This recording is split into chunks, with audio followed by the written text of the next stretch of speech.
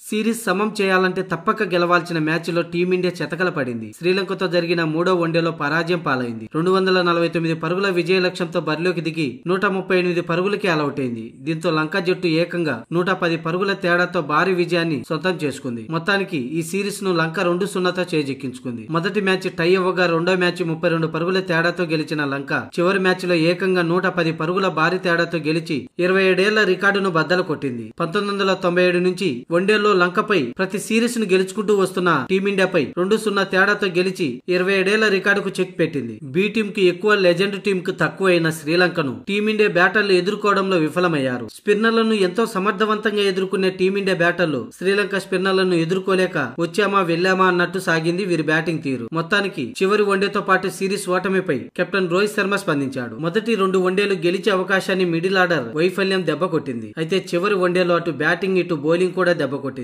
ముఖ్యంగా సిరాజ్ చాలా పరుగులు ఇచ్చాడు. 220, 230 పరుగులైతే చేయొచ్చు. అయితే చివరి వన్డేలో లంక టాప్ ఆర్డర్ బ్యాటర్లు మంచి ప్రదర్శన చేశారు. కొలంబో పిచ్చి కండిషన్ బట్టి చేజింగ్ చేయడానికి 220 నుంచి 230 పరుగులైతే అనుకూలంగా ఉండనుంది. కానీ ఏకంగా 250 పరుగుల టార్గెట్ అంటే పిచ్చిలో చాలా సవాళ్లు ఎదురవుతాయి. ముఖ్యంగా శ్రీలంక లోకల్ బాయ్స్ అద్భుతంగా బౌలింగ్ చేశారు. ఈ క్రెడిట్ వాళ్ళకి ఇవ్వాల్సిందే. లంక జట్టు మాకంటే మెరుగైన ప్రదర్శన చేసింది. కండిషన్స్ కు తగ్గట్లుగా మేము కాంబినేషన్ ను మార్చాం. అయినా కూడా మెరుగైన ప్రదర్శన కనబరచలేదు. అందుకే ఓటమి పాలయ్యామని రోహిత్ శర్మ పేర్కొన్నాడు. అయితే ఈ సిరీస్ లో ఓడిన మాకు కొన్ని సానుకూల అంశాలు ఉన్నాయి. స్పిన్నర్లు అద్భుతంగా బౌలింగ్ చేశారు. కానీ మిడిల్ ఆర్డర్ కొంచెం మెరుగైన ప్రదర్శన చేసి ఉంటే సిరీస్ అవకాశాలు ఉండేవని రోహిత్ శర్మ పేర్కొన్నాడు. ఇక మేము ఈ సిరీస్ ఓటమి పాలయ్యాం కాబట్టి సానుకూల అంశాల కంటే లోపాలపై ఫోకస్ పెట్టాల్సిన అవసరం ఉందని రోహిత్ శర్మ పేర్కొన్నాడు.